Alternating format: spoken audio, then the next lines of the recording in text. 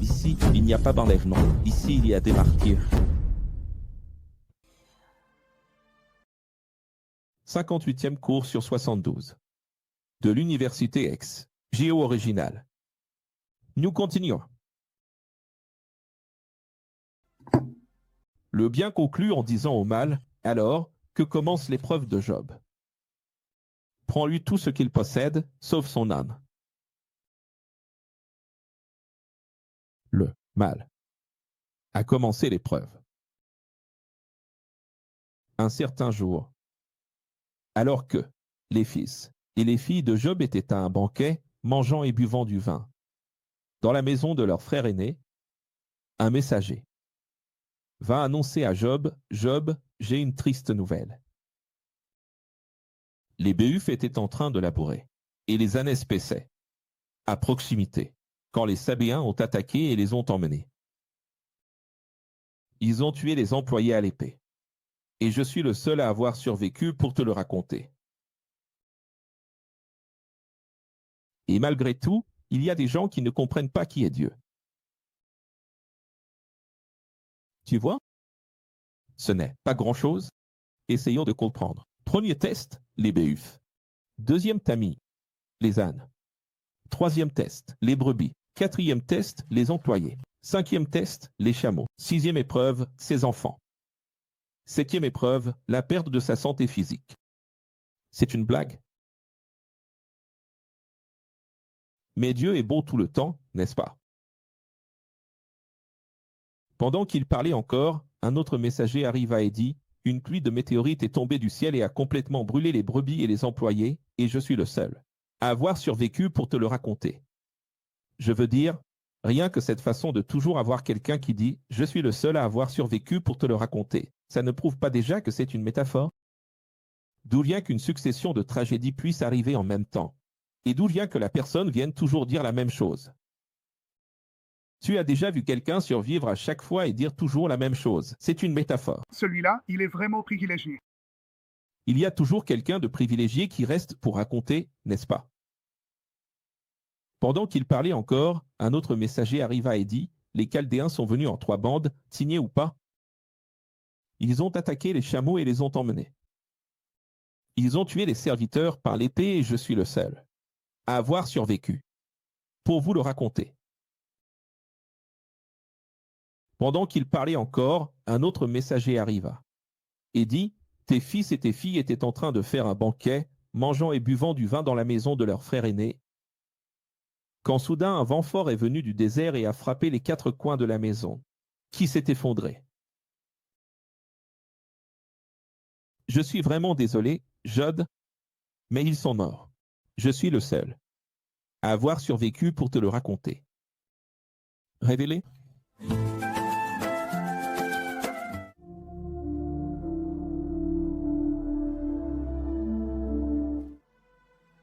Regardez, il y a clairement la présence de delta et de sept, des septes, ce qui montre nettement la caractérisation d'une parabole, car il est impossible que Job ait reçu autant de mauvaises nouvelles à la suite, n'est-ce pas? L'intention de l'auteur de retirer tout ce que Job possédait au début, en 7 étapes est évidente. Même les étapes sont au nombre de 7. Signé. N'est-ce pas? Il est aussi évident que les messagers ne donneraient pas la même nouvelle, avec les mêmes mots mystiques. Mais le plus grave, pour ceux qui ne comprennent pas Job, c'est de penser que le Créateur interviendrait dans la vie des autres, comme les fils, les filles, les employés, ou qu'il ferait venir des voleurs. C'est-à-dire, Dieu est-il un Dieu qui fait venir des voleurs? Faire venir des ennemis, manipuler la moitié du monde et leur libre arbitre, et c'est ça le plus important, manipuler la moitié du monde et le libre arbitre qu'il a lui-même donné. Tout ça pour vérifier la loyauté d'un seul homme. C'est de la folie. C'est de la folie. La métaphore est en effet parfaite pour démontrer la dualité et la justice de l'Éternel. Quel est le but? Prouver la dualité et la justice de l'Éternel. Parce que Bon sang, quel genre de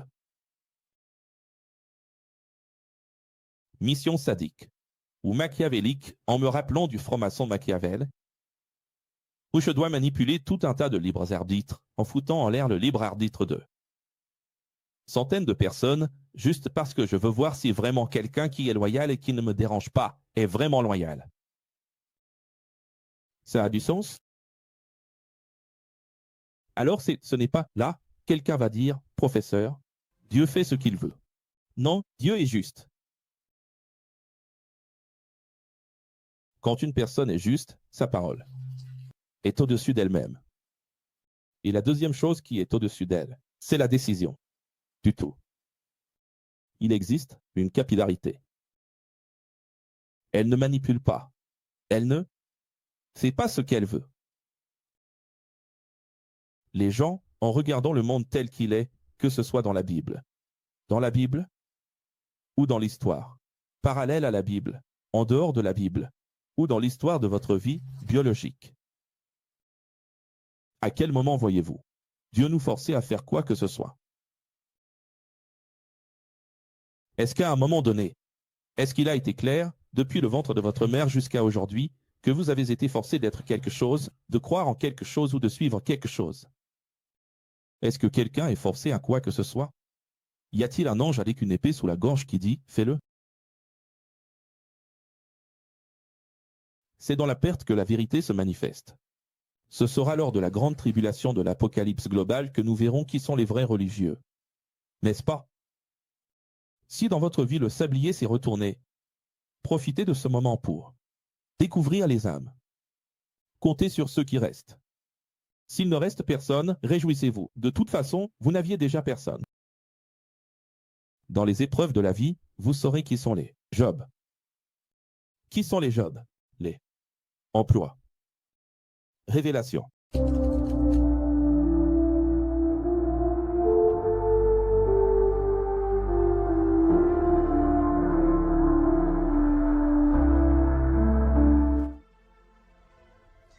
Voici l'hexagramme, 2 attaques humaines, les attaques des Sabéens et des Chaldéens, et 2 attaques divines. Allons-y, vous avez compris? Yod-Heshvavesh. Il y a encore plus de signatures de Dieu ici. Ça ne peut être que Salomon, car Salomon est le seul capable de faire ça. Regardez. Feu, météore, sur les brebis. Air, tempête, sur les enfants. Terre, attaque terrestre sur les béhufs et les ânesses. Eau, attaque des Chaldéens sur les chameaux. C'est Dieu ou pas? C'est Dieu. Et la sagesse de Salomon. Remarquez que les Chaldéens vivaient au nord et les Sabéens au sud, la tempête est venue de l'ouest et les météores sont venus de l'est.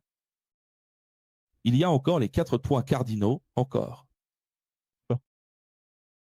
Entendant cela, Job se leva, déchira son manteau et se rasa la tête, puis il se prosterna à terre en adoration et dit, « Je suis sorti nu du ventre de ma mère et nu j'y retournerai. » Le Seigneur a donné, et le Seigneur a repris. Que le nom du Seigneur soit loué. Le nom du Seigneur. Dans tout cela, Job ne pécha pas. Il ne pécha pas. Et n'accusa pas Dieu. Même en traversant tout cela, il n'a pas accusé Dieu. C'est très intéressant parce que le nom Dieu, qui est un titre, est écrit là, de façon redondante, n'est-ce pas? J'ai mis le Seigneur Dieu, mais j'aurais pu, le Seigneur a donné, mais j'aurais pu mettre Dieu. A donné. Écris pour voir et regarde ce mot. Dieu a donné. Il suffit d'enlever le S. C'est-à-dire, s'il y a une chose qu'on doit comprendre, c'est que tout ce qu'on a dans la vie, tout ce qu'on possède, c'est l'existence, et c'est Dieu. Tout ce qui existe, les choses existent, existent, existent. On dort, on se réveille, elles existent. Notre existence est un don, c'est le fait de donner. Cela a été donné, la vie est donnée. Alors tu vois que donner est lié au verbe du deuxième contrat, la grâce de Dieu. Qu'est-ce que la grâce? La grâce c'est le don, le cadeau, Dieu nous a donné. Quand on donne quelque chose gratuitement, c'est donner, je t'ai donné. Je suis en train de te donner. Et cela est très lié dans l'étymologie à Dieu. Qui est Dieu? C'est lui qui donne. Donc, Dieu nous a donné la vie, Dieu nous donnera la vie éternelle. Si tu veux bien comprendre qui est Dieu, Dieu est celui qui donne. Et celui qui prend, car prendre, c'est le Satan du don. C'est l'ennemi du don, c'est le contraire de donner. Il donne et il reprend. Job cite Genèse 3h19. Regarde ce éducar ici, hein. Il cite le psaume 139. Ecclésiastique 40. Ecclésiastique, livre catholique. Ce n'est pas catholique, c'est un livre choisi par l'Église catholique dans sa compilation. Ecclésiaste. 5, qui sont des livres différents. Ce qui renforce encore plus que Job est un personnage de Salomon. C'est-à-dire, si je devais entrer dans une discussion ici avec des gens qui pensent qu'ils savent quelque chose, tu vois, qui ne veulent pas avoir de professeur et qui, sont un peu rebelles et pensent tout savoir. Je n'ai pas besoin de professeur, un tel, rien du tout. Moi, mon professeur, c'est Dieu, c'est moi-même. Ces personnes seraient-elles ici en live avec moi maintenant, Winston? Tu as vu, Zenubia, et il serait en train de dire quelque chose comme « Professeur, désolé mais, peut-être qu'il ne m'appellerait même pas professeur, parce qu'il y en a qui ne le font même pas. » Et, à quel? Je n'accepte pas, j'ai lu ta Bible ici, mais tu dis là que c'est un cheikh arabe. Je ne sais pas d'où tu sors ça, mais comment c'est? Il est quoi déjà? Lui, c'est un personnage de Salomon, mais d'où tu sors ça? C'est pas possible. Comment tu vas prouver ça ici?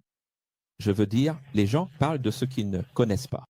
Tu n'as que deux alternatives dans la vie. Soit tu fais confiance à quelqu'un, tu fais confiance au professeur, soit tu vas étudier toi-même et refaire tous les calculs que le professeur a fait, mot à mot, chiffre par chiffre, caractère par caractère, jusqu'à arriver au même résultat de l'équation que lui. Alors, tu vas choisir quoi? Faire confiance ou calculer? Tu vas devoir faire tout un travail de recherche avec moi.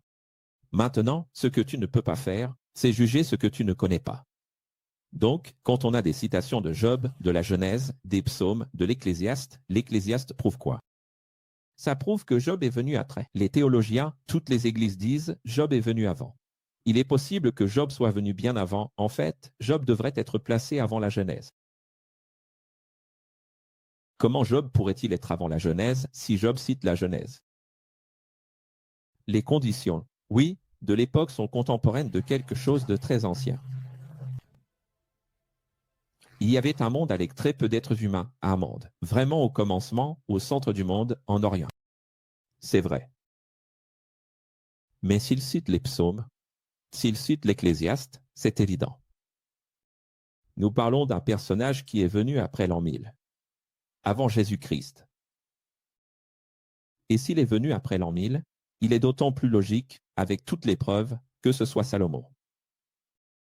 Vous comprenez ou pas? Oui. D'ailleurs, s'il cite ces livres ici, presque tous ces livres sont de Salomon. Et pourquoi presque tous les livres qu'il cite sont de Salomon? Il est révélateur de savoir qu'aujourd'hui encore, dans le nord-ouest de l'Arabie, des Arabes chantent lors de leur culte religieux « Si le Seigneur ». Si le Seigneur, corrigeons ici, a donné, le Seigneur a repris. Vous voyez? Vous saviez cela? Il y a encore aujourd'hui un culte religieux là-bas, dans le nord-ouest de l'Arabie. Regardez ça, des cultes, qui sont probablement sunnites, qui chantent ainsi, comme je vais vous le montrer à l'écran maintenant. Ça met un peu de temps à charger. Si le Seigneur a donné, le Seigneur a repris. N'est-ce pas incroyable? C'est-à-dire, pourquoi cette parole de Job est-elle restée en Arabie, n'est-ce pas? Parce que le professeur ici a raison dans ce qu'il dit. Croyez-le. Juste après les 4 grandes pertes, les manifestations du Créateur, pluriel Elohim, les 72 émanations du bien et du mal ont recommencé à dialoguer. Comment ça? Le Seigneur dit à Satan, d'où viens-tu? Satan répondit au Seigneur de parcourir la terre et de m'y promener en cherchant des consciences accriblées. Alors le Seigneur dit à Satan, « As-tu remarqué, mon serviteur Job? Il a réussi à résister même après que tu aies frappé ses biens et son pouvoir. Il reste fidèle au bien, même après tout le mal qu'il a subi. » Regarde, allons-y, essayons de comprendre, révélons.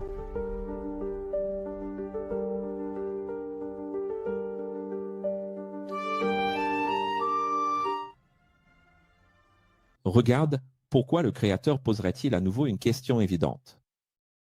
Étant omniscient, pourquoi devrait-il, dans l'immatériel, interroger ce qu'il sait déjà et à plusieurs reprises? Dis-moi. Ça ne prouve-t-il pas que c'est une métaphore? Par ici. D'un point de vue évident, il s'agit de la construction d'un langage. Métaphorique. Si tu veux comprendre pourquoi cela se produit, la réponse est ici. Mais effrayant encore, c'est de lire. Dans votre Bible, as-tu remarqué? Mon serviteur Job, il reste intègre malgré le fait que tu m'aies incité contre lui pour leur ruiner sans raison. M'inciter. Pourquoi? Comment le Créateur, omniscient, omnipotent, étant omniprésent, peut-il demander où se trouvait Satan? Et maintenant rejeter la faute sur Satan et dire que Satan a le pouvoir d'influencer l'Esprit de Dieu.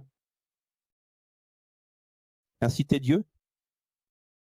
Comment un traître des cieux, qui a commis le pire des péchés, la rébellion, pourrait-il avoir le pouvoir d'influencer l'Esprit de Dieu?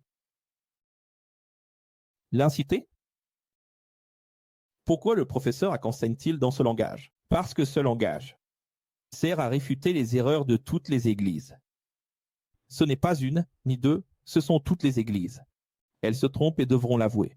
Avant le retour de Jésus, d'ici 2030, 2035, voire 2040. Vous devrez venir publiquement et dire « Ah, qu'avez raison, vous aviez tort ». Depuis combien de temps existe votre église? 100 ans? 200? Peu importe. Vous devrez demander pardon. Évidemment, le dialogue est métaphorique entre le bien et le mal. Alors Satan répondit de nouveau, peau pour peau, œil pour œil, dent pour dent. L'homme donnera tout ce qu'il possède pour sa vie. De tout ce que l'ego de l'homme valorise, c'est sa peau, son apparence et sa santé. Qu'est-ce que la peau, l'apparence et la santé? C'est votre bien le plus précieux. Étends ta main et frappe sa chair et ses os, et il ne manquera pas de te maudire. En face. Crisel.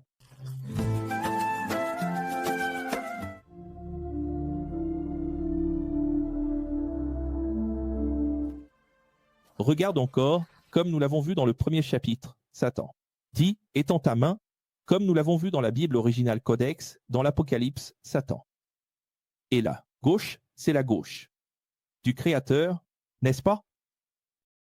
C'est-à-dire, à Satan et la main. Gauche du Créateur, pour cribler et révéler les intentions des hommes. À Satan et la main gauche pour révéler les intentions des hommes. Celui qui met à l'épreuve la sainteté de chaque âme. C'est Satan. non, attention, cela doit être bien clair. Celui qui teste la sainteté de chaque âme, c'est Satan lui-même. Oui, le même qui a dit œil pour œil, car la lettre de Jéhovah tue celui qui la lit, 2 Corinthiens 3. C'est-à-dire, Satan utilise le propre terme de Jéhovah, Yahweh, Jéhovah, et il dit œil pour œil, dent pour dent. Il utilise la loi de Moïse. Satan dit, comme c'est écrit dans la Bible, tout comme Jésus a été tenté dans le désert, la conversation avec Satan, la conversation avec soi-même. La conversation avec soi-même. N'est-ce pas? Non, docteur. Le Seigneur dit à Satan, très bien, il est entre tes mains. Épargne seulement sa vie. C'est-à-dire, Dieu a été vaincu par les arguments de Satan. C'est-à-dire, l'argument de Satan au tribunal est tellement bon. L'éloquence est telle que Dieu a dit, oui, ça a du sens.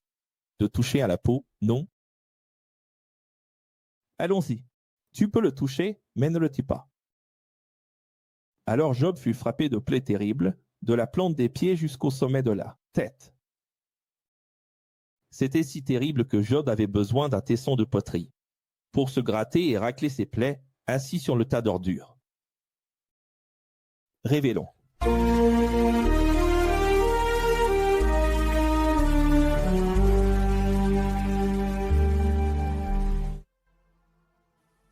Job n'a pas été atteint par la lèpre. C'est faux. Car le texte original parle de tumeurs malignes ou d'ulcères, il s'agissait d'une infection cutanée avancée qui pénètre dans les couches les plus profondes de la peau et atteint ensuite le muscle. Elles sont causées par des bactéries. Et là, regardez, nous entrons dans la zone de Clarisse. Du docteur Enrique, là, regardez. Elles sont causées par des bactéricones, les streptocoques. Staphylocoque. Et elles doivent être traitées avec des antibiotiques. Cette maladie probable des textes originaux. Je parle de cette maladie si l'on prend la racine de la métaphore du cheikh arabe de Salomon. Eh bien, elle laisse le malade abattu, dépressif, provoque une inflammation, des ulcères, des démangeaisons, une dégénérescence des traits du visage, une perte d'appétit, des vers, des difficultés à respirer, une mauvaise haleine, des douleurs continues, une perte de poids rapide, un assombrissement de la peau, de la fièvre et une desquamation de la peau. Mon Dieu du ciel.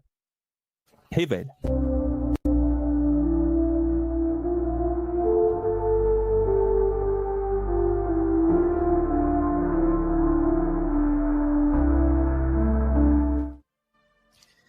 La Bible rapporte que Job était assis sur la cendre, ce qui constitue une preuve supplémentaire qu'il s'agit bien du personnage, un cheikh arabe.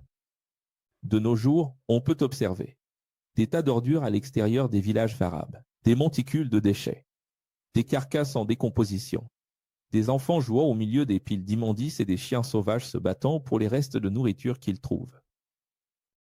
Un prince arabe respecté était désormais un mendiant. N'est-ce pas? Un mendiant, un sans-abri, un ramasseur des ordures. C'est l'histoire originale. Les gens ne le savent pas. Les gens disent « Ah, Job avait la lèpre. » Et il était sur la cendre. Ce n'est pas de la cendre, ce n'est pas de la cendre, ce n'est pas de la cendre. Décharge. Décharge. Personne sans abri. Ce n'est pas la lèpre. La cendre, dans le texte original, fait référence à une décharge. Le terme décharge signifie enfer. Donc Job est passé du ciel à l'enfer, c'est un hexagramme de la vie, il est passé du ciel à l'enfer. Quelle est la métaphore de la balançoire dans notre vie? Ta vie est un hexagramme de Salomon, n'est-ce pas? C'est comme ça que notre vie est. Pour aller au ciel, il faut vivre. L'enfer ici. Celui qui vit déjà au ciel ici, c'est déjà où il ira. Après la mort. Où vas-tu? À la décharge. Au cendre. Parce que tu sais que. 7. Enfer dont Jésus a dit que le ver ne meurt jamais, que le feu ne s'éteint jamais, ce sont les gaz de la décharge de Jérusalem. Les gaz que Salomon connaissait très bien, parce qu'avant que ce soit une décharge là-bas, c'était aussi un endroit où l'on offrait des enfants et des animaux aux dieux. Moloch, Astarté, Ashtarté. Sa femme, avant que les malheurs n'arrivent, était une princesse arabe qui dépensait librement. Pardon, qui dépensait librement la fortune inépuisable de son mari, mais maintenant elle était aussi pauvre que lui, sans ses enfants, sans statut, sans argent, rendant visite à son mari à la décharge de la ville. Tu comprends la véritable perspective des choses. Alors tu sais ce qui va se passer, n'est-ce pas? Combien de pasteurs et de prêtres ont déjà eu entre les mains la Bible originale, le Codex, ils l'ont achetée, acquise auprès de quelqu'un, au prix toutes ces merveilles d'inspiration, de révélation, d'illuminations incroyables dont personne n'avait jamais parlé, et les ont transformés, christianisés, puis apportés à l'Église pour prêcher comme si c'était le Saint-Esprit de Dieu qui les leur avait révélés. Toute l'Église a pleuré, pleuré, pleuré, est tombée par terre, a parlé en langue, a sauté et a dit « Quelle présence merveilleuse du Saint-Esprit !» Mais jamais il n'a révélé qu'il avait tiré cela du Codex. N'est-ce pas? Dis la vérité. Vous n'allez pas dans les églises, vous ne savez pas, mais combien d'églises font ça? Combien font ça? un de ces jours, quelqu'un va tomber sur une vidéo quelque part. Encore une fois, comme cela s'est produit avec le pasteur de l'Assemblée de Dieu de Bélem, ça va se reproduire et ça va se reproduire encore. Et ça va arriver de nombreuses fois. Un de ces jours, on va m'envoyer par email une vidéo d'un pasteur important, disant ce n'était pas des cendres, c'était une décharge. Sa femme était une princesse arabe qui dépensait l'argent sans compter. La fortune s'est épuisée. Et, furieuse d'avoir perdu son statut, son argent et que ses enfants soient partis, elle est restée. Elle allait lui rendre visite à la décharge. Et, en arrivant là-bas, qu'est-ce qu'elle disait? Laissez-moi rendre visite à mon mari à la décharge. Mais après tout ça, tu restes fidèle à Dieu? Pourquoi ne demandes-tu pas à Dieu de te faire mourir une bonne fois pour toutes? Il a répondu, tu parles, comme une insensée. Si nous acceptons le bien qui vient du Créateur, pourquoi ne pourrions-nous pas accepter aussi le mal? Dans tout cela, Job ne pécha pas, par ses paroles.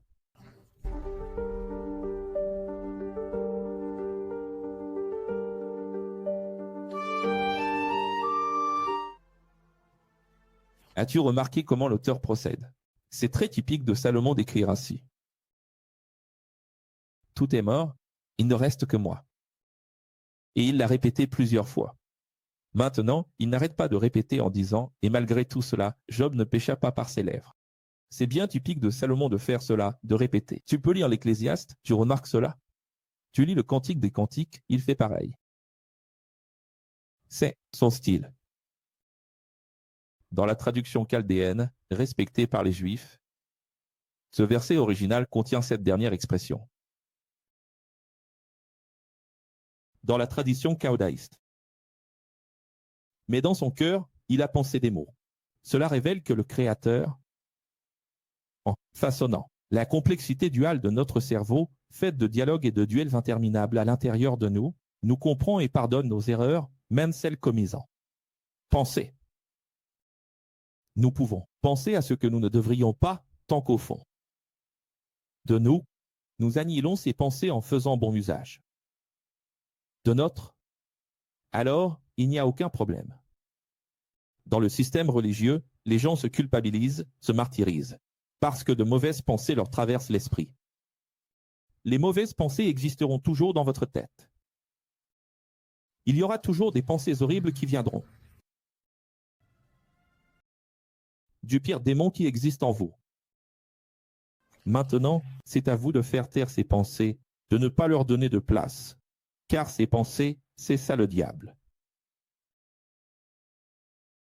Mais nous ne devons jamais verbaliser, dire, écrire ou extérioriser les méchancetés auxquelles nous pensons.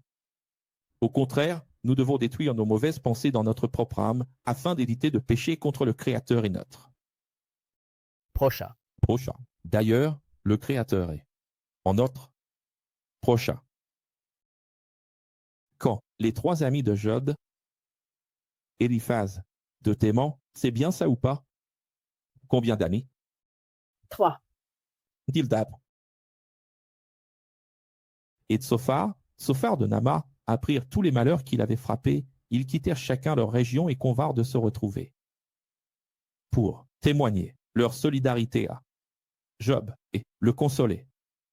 C'est-à-dire, ils sont allés à la décharge, rendre visite à leur ami qui était très riche et qui est maintenant sans abri. Quand ils l'aperçurent de loin, ils eurent du mal à le reconnaître et commencèrent à pleurer à haute voix. Chacun d'eux déchira son manteau et jeta de la terre sur sa tête, puis ils s'assirent par terre avec lui. Pendant combien de jours? 7 jours et 7 nuits. Personne ne lui adressa une parole, car il voyait combien sa souffrance était grande. Ils sont restés 7 jours et 7 nuits autour de lui sans rien dire. Dans cette maxime que je vous répète toujours, n'est-ce pas? C'est de ne jamais aller vers quelqu'un en disant « je te comprends ». N'allez jamais vers quelqu'un en disant « je sais, je suis déjà passé par là ». Il vaut mieux ne pas dire cela, parce qu'on n'a jamais vécu exactement ce que la personne a vécu. On a traversé des problèmes similaires. Mais une empathie profonde exige des mots justes. Et ces mots justes ne sont pas ceux-là. Ne regardez jamais la souffrance de quelqu'un en disant « je sais, je suis déjà passé par là ». Non, tu n'as pas réussi. Ce que la personne a vécu, il n'y a qu'elle qui l'a vécu. Vous ne savez pas. Si par hasard vous avez déjà lu jusqu'ici le chapitre 3 de Job, où il maudit le jour de sa naissance, vous comprendrez qu'en réalité, Job a connu un effondrement cosmique, comme cela arrive à chacun de nous.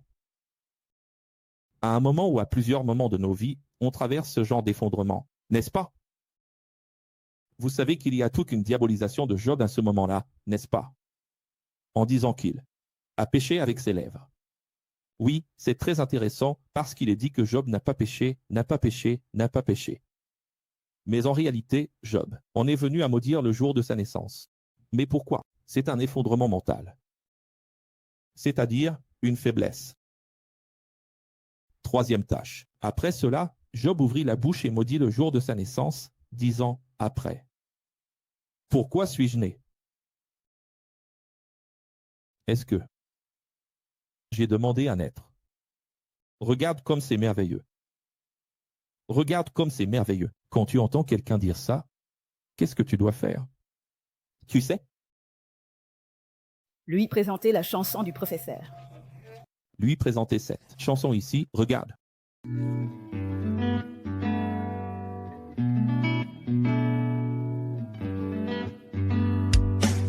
Il s'est réveillé le matin. Il avait convenu avec. L'âme humaine est sortie, a profité, s'est amusée. Après tant d'erreurs, elle s'est illusionnée, a reçu l'invitation d'aller à l'église.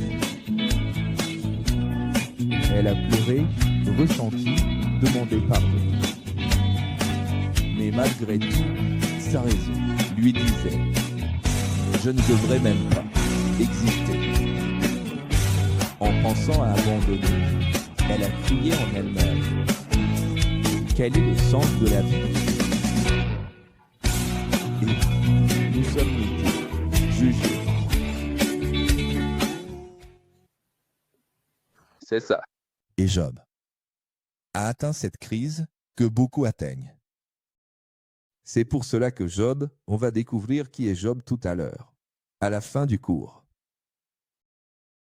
Qui est Job? Qu'est-ce que Job? Pourquoi suis-je né? Pourquoi suis-je ici? Ai-je demandé à naître?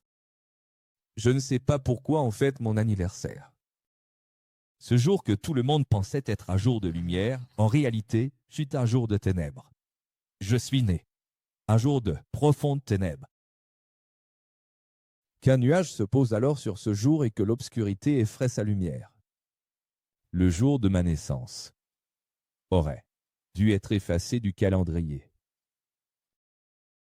Pourquoi ma mère était-elle féconde ce jour-là? Quel jour, funeste, a été le jour de ma naissance? Que les sages arabes, capables d'exciter le Léviathan, l'appellent pour moi, afin qu'il efface de l'histoire le jour où je suis né. Tu vois dans quelle crise il est? Quelqu'un va dire, tu vois, professeur Akio, vous dites que les gens doivent être forts, mais les gens sont faibles. Tu vois, parfois, je suis Job, moi aussi. C'est faux. Tu peux être Job? Oui. Une fois dans ta vie. Ça, oui, ça peut t'arriver et ça arrivera à Akio, ça t'arrivera à toi. Une fois dans ta vie. Une fois dans ta vie, tu vas te dire, pourquoi suis-je né? Mais juste une fois. Qu'est-ce qui ne va pas? C'est que les gens tombent tout le temps et disent, je suis encore en crise. Je suis encore en dépression. Je me demande encore pourquoi je suis né. Arrête ça, évolue, arrête de te victimiser. Ça suffit. Dieu a besoin de toi. En dessous de toi, il y a des milliards de personnes dans une situation pire, des milliards. Des milliards. Regarde vers le haut, vois ton avenir, écris ton histoire. Alors regarde beaucoup de ce qui arrive à Job. vous le savez, n'arrive pas dans nos vies. Voilà le comble, l'absurdité. Beaucoup de gens souffrent. Qui se souvient de l'émission Courbe incroyable que je vais relancer l'année prochaine en vous interviewant sur vos histoires tristes. Nous avons tous des histoires difficiles, n'est-ce pas? Je pense même à supprimer ces vidéos biographiques que j'ai regardées l'autre jour où je racontais ma propre histoire. C'est trop triste de m'écouter moi-même. Je préfère éviter. Je n'aime pas ça. Mais une histoire triste, parfois, c'est bien d'enregistrer une histoire triste pour inspirer les autres. Maintenant écoute. Tout est faux. Tu ne peux pas être faible, tu dois être fort. Le travail est le summum. Aucun d'entre vous n'a traversé ce que Job a traversé, et vous ne le traverserez jamais. Pourquoi existe-t-il la métaphore de Job? C'est juste pour montrer que, si Job est la référence, il n'y a pas d'espoir pour nous. Job est le modèle de loyauté que Dieu attend. Même en perdant tout, il faut rester loyal. Pourquoi y a-t-il cette exagération de 7000 animaux, puis encore 7000 animaux, puis 7 enfants qui meurent? Parce que c'est une exagération pour que tu comprennes que, même si c'était à ce niveau de tragédie et de malheur, il faudrait quand même rester fidèle. Et toi, qu'as-tu perdu?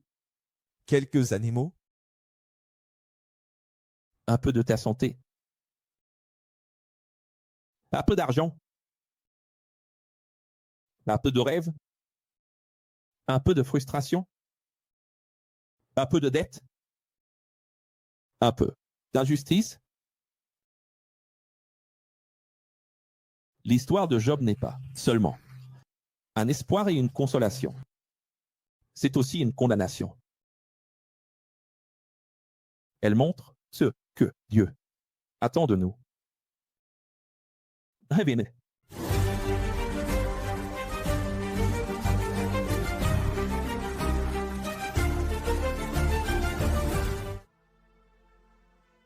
Le Léviathan n'était pas un véritable animal marin, ni un dinosaure, ni un crocodile, pour l'amour de Dieu.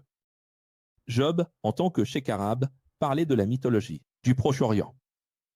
De la mythologie, mon garçon. Il y a des gens qui croient au Léviathan. Des églises qui croient au Léviathan comme un démon. Qu'il existe un démon appelé Léviathan, très puissant en enfer. Et d'autres qui croient que le Léviathan est un dinosaure. Comme vous le savez, Job était arabé. En tant que prince arabe, il a parlé du monstre marin à 7 têtes, qui aurait le pouvoir d'avaler le soleil et la lune ou la lune. Étant donné qu'il s'agit d'une mythologie orientale, les Arabes disaient que le Léviathan pouvait avaler la création elle-même, avec ses pouvoirs surnaturels. Il est possible que cette mythologie se soit développée à partir de l'existence des dinosaures, mais le Léviathan, en lui-même, n'était qu'un dieu mythologique pour l'amour de Dieu. Alors comprenons bien que nous parlons ici de mythologie divine orientale. Que dire alors des pentecôtistes, qui pensent que le Léviathan est un démon puissant, ou même Satan lui-même, comme certains l'affirment?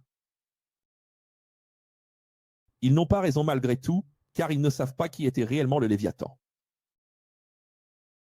C'était un être qui appartenait au monde du chaos, comme nous le lisons dans Ésaïe 27 et le psaume 104, 26.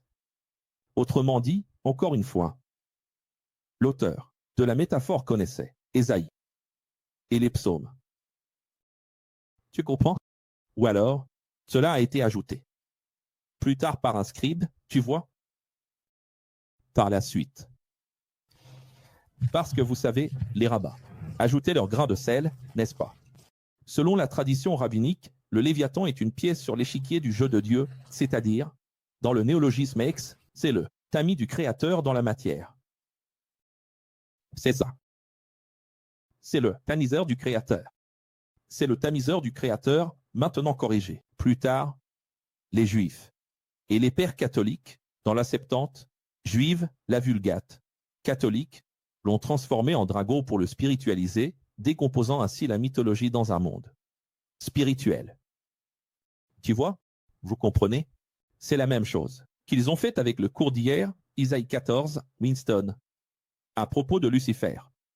La même tromperie du roi de Babylone, la même tromperie d'Ézéchiel 27 du roi de Tyr, c'est la même tromperie que celle du Léviathan de Job. Encore une fois, l'Église prend et transforme un être mythologique ou une prophétie, un homme de l'époque, et le transforme en une divinité, un être spirituel, un démon ou Satan. C'est triste, non? C'est alors que le Léviathan est devenu la personnification de l'antagonisme cosmique envers Dieu. Seuls ceux qui connaissent et comprennent la dualité comprendront le Léviathan mythologique de Jacob de Job. C'est-à-dire, c'est vraiment dommage, tu vois, comment les églises, au fil du temps, puis lors de la rédaction des Bibles, ont spiritualisé des choses simples. Et maintenant, essayez donc d'enlever ça de la tête des gens. Vas-y, essaie de dire qu'il n'existe pas de démon appelé Léviathan. C'est difficile, hein? Venez.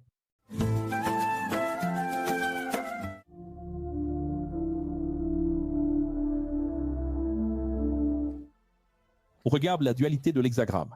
Lucifer, c'est le jour. La lumière, la luciférine, et Léviathan, c'est la nuit. Que ces étoiles restent dans l'obscurité, qu'il attende en vain la lumière du soleil et qu'il ne voit pas les premiers rayons de l'aube, car il n'a pas fermé les portes du ventre maternel, pour m'empêcher de contempler les malheurs. Donc, en réalité, Job est en train d'invoquer le Léviathan. Si c'était Satan, il serait en train d'invoquer Satan, non? Il invoque le Léviathan. Oui, précisément pour obscurcir à jamais son existence. C'est-à-dire, il invoque un être mythologique, une exagération de l'époque, de la culture de l'époque. Révélé.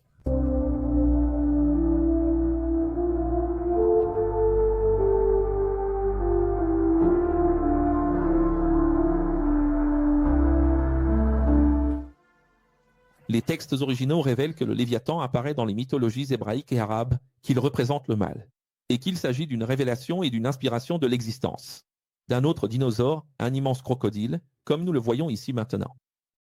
Et en ce qui concerne le monstre Léviathan, penses-tu pouvoir le pêcher avec un hameçon, ou attacher sa langue avec une corde?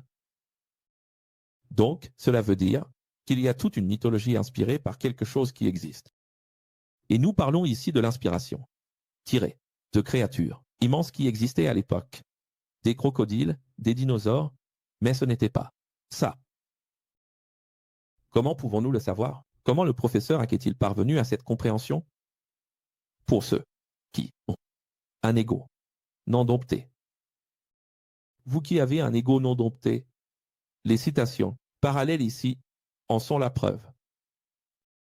Et quand on va étudier qui est le Léviathan dans la mythologie arabe ou orientale, là on retrouve tout cet appui dont je parle. Il suffit d'étudier. Faites des recherches sur le Léviathan en dehors de la Bible, sortez de votre zone de confort. Là, tu vas comprendre. Et en ce qui le concerne, est-il possible de le pêcher? Es-tu capable de passer une corde dans son nez ou de percer son menton avec un hameçon? C'est possible. Ça ressemble à ces choses, vous regardez, je ne sais pas vraiment ce que vous pensez, mais j'imagine à peu près ce que vous pensez. On dirait que ces choses sont petites, mais en réalité elles sont tellement grandes, parce que toutes les églises disent que le Léviathan est un dinosaure ou un démon. Je veux dire, les églises ne savent rien du tout. Professeur, J'ai déjà vu ça souvent, professeur. Là, je suis un peu perdu, je ne sais plus trop. Je pense que notre ex-pasteur ici a des choses à dire, à révéler. Révèle. dans le système, il y a des études où ils parlent de démons territoriaux. Oh, Nordier. Et ils disent que le Léviathan est le démon responsable de l'Amérique du Sud. Non. Non. C'est ce que j'ai entendu toute ma vie. Non, non, non, non. D'ailleurs, une partie de ces études, Daniel Mastral, les soutenait, oui, il en parlait avec précision. Maintenant, Daniel Mastral, là où il est, il sait déjà tout.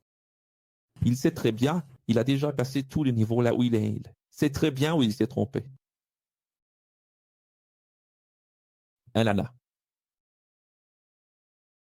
Passons au dernier chapitre pour donner la compréhension finale de la métaphore du chèque arabe, Job 42. Le professeur saute du 41 au 42 et du 3. Moi, j'ai fait Job 1, 2, 3, 41, 42. Pourquoi? Parce que si tu veux tout le livre de Job, il est ici, Bible originale codex.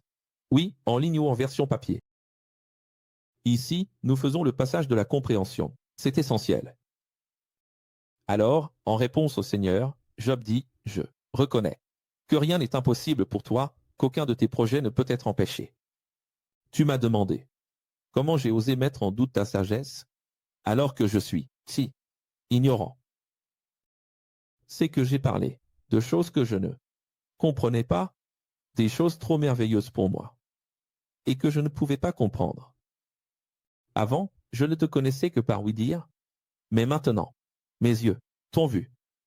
Cette expression est très connue et vraiment belle, n'est-ce pas?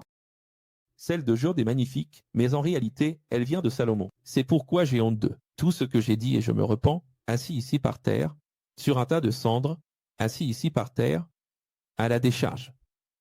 Parfois, je mets ta traduction pour que tu comprennes, parfois je mets les originaux, parce que je navigue entre l'un et l'autre. Mais la vérité, c'est que les textes originaux apportent justement ce qui est là, tu vois, à la décharge. Allez, allons un peu plus loin dans la compréhension. Quand tu prends de Job 3 à Job 42, tu sais ce que tu vois. Job en train de parler avec Dieu. C'est-à-dire, rien qu'ici, tu vois encore une fois que c'est une métaphore, que c'est Salomon. Et c'est encore une fois prouvé que cette histoire n'existe pas, que cette histoire est comme celle de Jésus dans le désert. Qui était avec Jésus dans le désert dans Matthieu chapitre 4, Luc chapitre 4? Dis-moi, qui était là pour pouvoir enregistrer cette histoire? Quand Jésus a été mis à l'épreuve par lui-même, qui était là? Et au moment où Jésus est sorti du désert et est allé jusqu'au sommet du temple, qui l'a vu voler? Quand Jésus était à Gethsémani, que les 3 disciples dormaient, qui a pu écrire sa prière si personne n'était là? Quand Jésus a parlé avec Nicodème, seul à seul, juste lui et Nicodème, qui a pu écrire l'histoire et la conversation avec Nicodème? Ce sont des réponses données à l'université X. Voilà encore un doute éclairci, ou peut-être quelque chose à laquelle tu n'avais jamais pensé. Job parle de 3 à 42 heures, tout le temps. Si tu lis Job, c'est le livre de Job, il est vraiment immense. Il y a un dialogue énorme entre Job et c'est Annie et entre Job et Dieu. Et là, Job défie, et Dieu défie Job à plusieurs reprises. Pour qui te prends-tu? Pour qui l'être humain se prend-il? Faut dire ce que tu es en train de dire pour affirmer ce que tu as affirmé. Est-ce que, par hasard, tu étais là quand j'ai créé la terre, toi, par hasard? Et c'est comme ça tout le temps? C'est-à-dire, si tout cela était littéral, si cette histoire était vraie, vous imaginez vraiment qu'un sans-abri, un ancien prince, un cheikh arabe, pourrait discuter avec un tel privilège avec Dieu en permanence? Vous pensez qu'après que Dieu ait ordonné à Satan, selon l'histoire racontée dans les églises, de lui enlever toute sa vie, sa santé, de le laisser dans la misère, à la rue, dans les ordures, il irait encore l'humilier par-dessus le marché? Parce que pour couronner le tout, ses amis viennent lui dire des choses désagréables à entendre, sa femme vient le défier et l'humilier.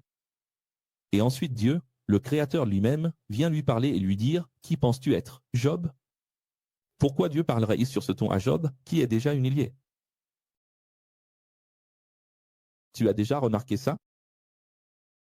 Pendant 40 chapitres, Dieu rend visite à Job sur le tas d'ordures et lui dit, qui penses-tu être? Astérisque, astérisque, astérisque, astérisque, astérisque, astérisque, astérisque, astérisque, astérisque. Pourquoi faire ça à quelqu'un qui est déjà?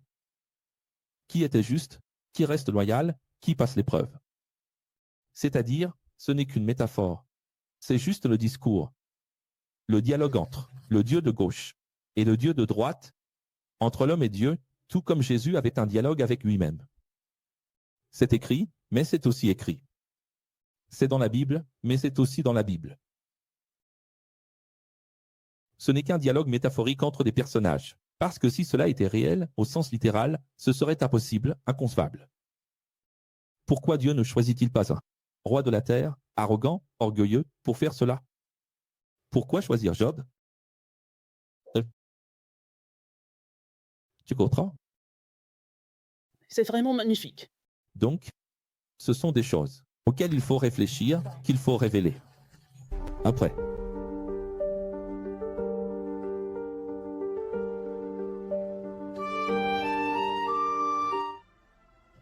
Que Job eut fini de prier pour ses 3 amis, regarde la signature, le Seigneur. Fit qu'il redevienne riche et lui donna.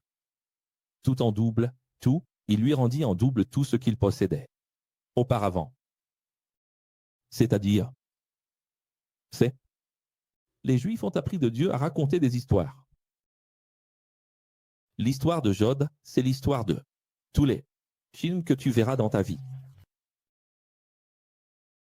Que ce soit un film produit aux États-Unis, en Angleterre, en Allemagne, en France, tu vas au cinéma, et une grande partie des films brésiliens, argentins, mexicains, tu vas au cinéma, et tu vas regarder l'histoire de Job.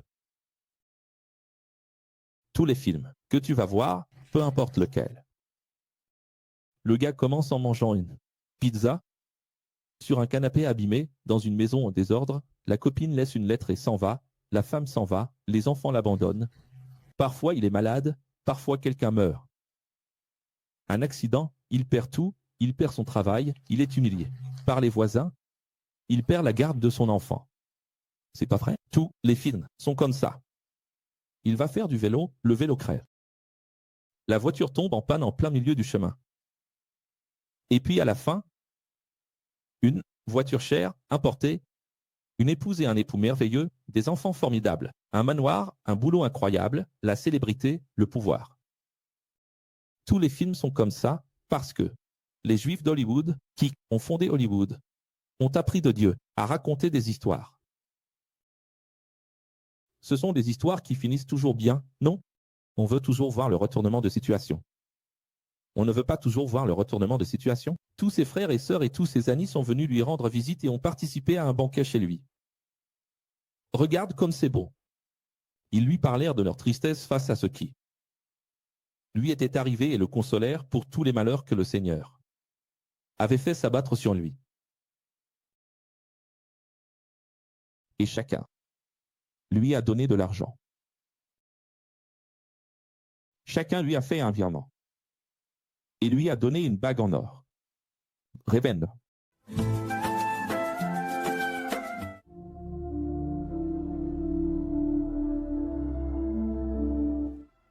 C'est ça le point. Le Créateur n'acceptera pas ta demande de pardon de façon mystique et en privé. Je ne comprends pas, professeur. Il exige une réparation, il exige que celui qui a été jugé, calomnié, diffamé. Seule la victime qui a subi la méchanceté, qui a été méprisée, jugée, condamnée, seule elle, son Créateur, pourra pardonner. Et si elle pardonne, si elle souhaite prier, elle obtiendra le pardon. Comment ça, professeur? À quel? Si Job ne voulait pas, ne priait pas, cela signifiait qu'il ne voulait pas pardonner assez. Ami. Malheur à ceux qui font du mal et commettent l'injustice envers quelqu'un, car ce n'est que si cette personne demande pardon. Pour eux, comme le Christ l'a fait sur la croix, comme Étienne l'a fait devant le rabbin Saul, en demandant au Créateur de les pardonner. Ce n'est qu'ainsi qu'ils seront pardonnés. C'est-à-dire, quand est-ce que Dieu a mis fin à la captivité de Job? Quand la métanoïa a-t-elle eu lieu? Quand il a souhaité du bien à ceux qui lui avaient fait du mal. N'est-ce pas? Quand il a pardonné, il a accordé le pardon. Quand il s'agit de commettre le mal, cela se fait publiquement, mais lorsque le repentir survient et que l'on demande pardon, cela se passe en secret. C'est une erreur. Si nous ne suivons pas l'exemple de Zachée, il y aura des factures à payer dans la réoélogrammation, qui est notre règlement de compte. N'est-ce pas? Qui est notre règlement de compte?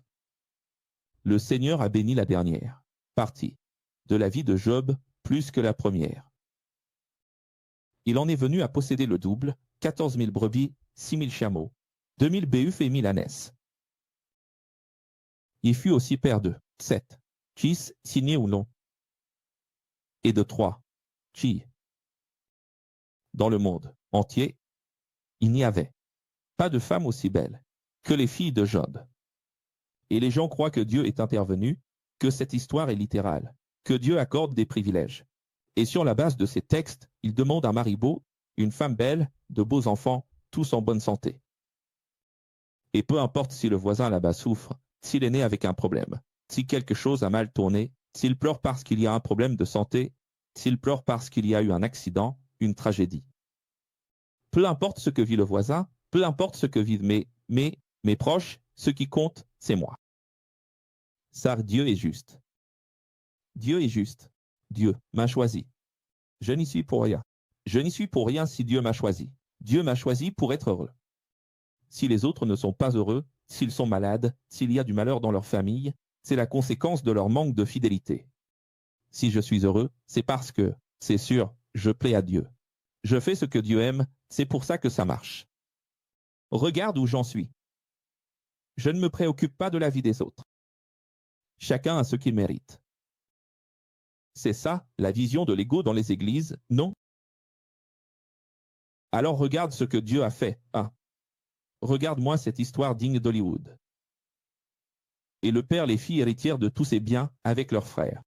Après cela, Job vécut encore 140 ans, assez pour voir ses petits-enfants et arrière-petits-enfants. Et il mourut très âgé. Il vécut encore 140 ans. Et les gens croient vraiment que c'est comme ça, non? Révélation.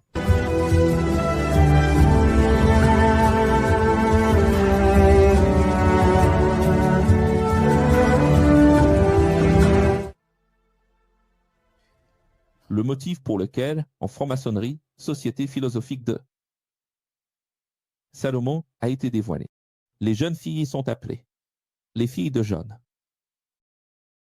Ainsi, dans les sociétés secrètes ou discrètes de Salomon, toute jeune femme est appelée fille de John.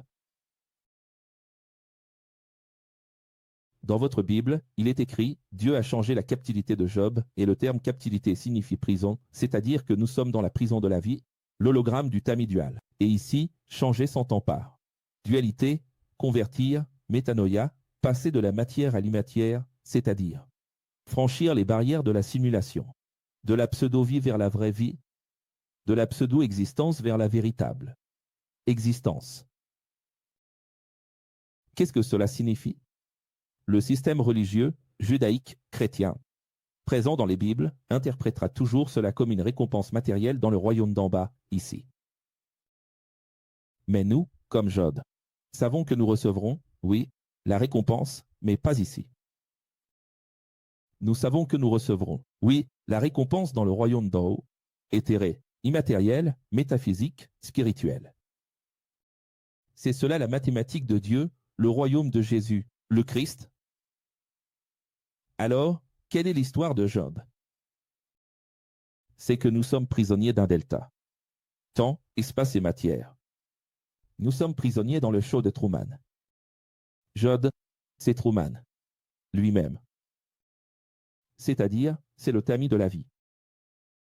Il est évident que cette histoire n'est pas littérale, car tout le monde ne perd pas tout et tout le monde ne gagne pas tout en double. La plupart des gens perdent beaucoup de choses et gagnent beaucoup de choses. Beaucoup de personnes ont déjà tout perdu et ont déjà tout récupéré. Mais cette histoire de tout perdre et de tout regagner en double, ce n'est pas la réalité de vos vies. Mais alors, pourquoi est-ce le show de Truman? Parce que les leçons de vie qui y sont présentes, la loyauté dans l'acceptation. La plus belle chose dans le livre de Job, cette métaphore que Salomon a voulu nous transmettre avec sagesse. C'est la leçon d'accepter le bien et le mal. Ce que je vous ai toujours enseigné, d'être prêt à tout et à tous. C'est pour cela que Dieu est tout-puissant, parce qu'il est prêt à tout, au bien comme au mal. À tout moment, la captivité peut arriver. La situation peut basculer. Les mauvaises nouvelles peuvent tomber. À tout moment, le téléphone peut sonner. Un message WhatsApp, la sonnette, ce papier, cet email, apportant de très mauvaises nouvelles. Et nous devons être prêts, avec la certitude que nous grandirons toujours, que nous serons chaque jour meilleurs. Nous allons apprendre des choses mauvaises, et nous allons toujours progresser. Et il n'y a rien qui puisse changer cela. C'est pour cela que j'ai toujours enseigné que tout n'est rien. Ne panique jamais, ne désespère jamais. Tu sais combien d'adolescents, de jeunes, d'enfants? Les enfants, je suis sérieux. Des enfants, combien d'adultes ont déjà mis fin à leur jour? Sais-tu combien de personnes se sont suicidées en pensant que le malheur qui leur était arrivé était la fin? Par manque de préparation, de conditionnement, les églises n'enseignent pas.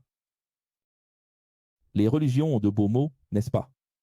Victoire, esprit de vainqueur, privilège, protection de Dieu, les prophètes sont si beaux, tout est si beau.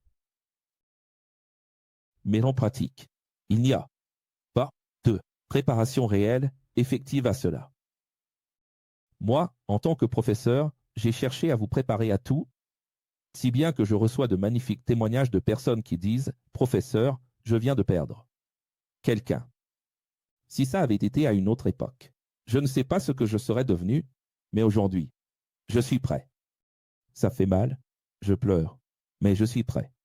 Professeur, il vient de se passer une tragédie dans ma vie, mais je suis prêt. Aujourd'hui, vous êtes prêt à affronter n'importe quoi. Pourquoi, professeur? Parce que le pire malheur qui puisse arriver, c'est l'absence de réalité. C'est un père et une mère qui cachent à leurs enfants la réalité cruelle de la vie.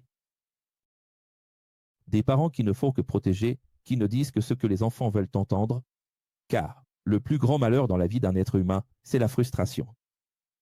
C'est la frustration qui rend réactionnaire, qui blesse. Nous ne pouvons pas vivre de frustration, nous ne supportons pas plus de 3 blessures au même endroit, 3 portes fermées à la même personne, pour la même vie. Il faut éviter les frustrations. Et pour éviter les frustrations, rien de mieux que d'être vacciné, informé, préparé. C'est pour cela que vous êtes préparé à tout et que vous évitez ainsi la frustration. Et s'il n'y a pas de frustration, vous ne vous découragerez jamais, car c'est la frustration qui rend réactif, qui fait changer de trajectoire, de conduite, et alors l'être humain finit par éviter des chemins qui, en réalité, auraient pu être demain des chemins de bénédiction. Vous savez ce que c'est? Vous êtes sur le chemin. Et vous prenez la rue à droite. Et là, il se produit une tragédie, et vous vous dites, plus jamais je ne mettrai les pieds dans la rue à droite. Mais ce que vous ne saviez pas, c'est que justement dans cette rue à droite se trouvent toutes les plus belles choses de la vie, juste après cette tragédie. Et le monde vous apprend à vous frustrer et à ne plus jamais entrer dans la rue à droite. Mais c'est dans la rue à droite, là où la tragédie s'est produite, que se trouve votre propre guérison et le véritable changement de votre captivité. Vous comprenez? Au revoir, tout le monde. Ici, il n'y a pas d'enlèvement. Ici, il y a des martyrs.